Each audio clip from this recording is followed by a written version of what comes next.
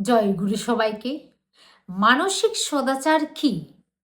পরম প্রেমময় শ্রী শ্রী ঠাকুর অনুকূলচন্দ্র। সদাচার মানেই হল বাঁচাবার আচরণ।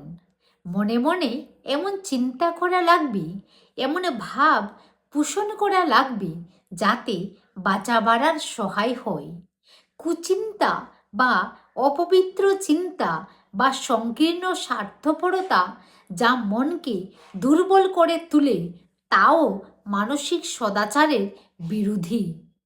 আবার অন্যের প্রতি দ্রোহ বুদ্ধি, অন্যের অমঙ্গল কামনা, অন্যের ক্ষতি করার চেষ্টা, পারস্পরিক প্রীতি ও ঐক্যের পরিবর্তে বিরোধ ও বিচ্ছেদের কল্পনা, এসবও মানসিক অসদাচার বলে গণ্য।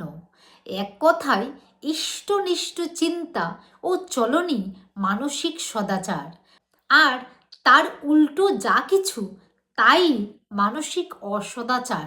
আলোচনা প্রসঙ্গ পঞ্চম খণ্ড। জয় গুরু।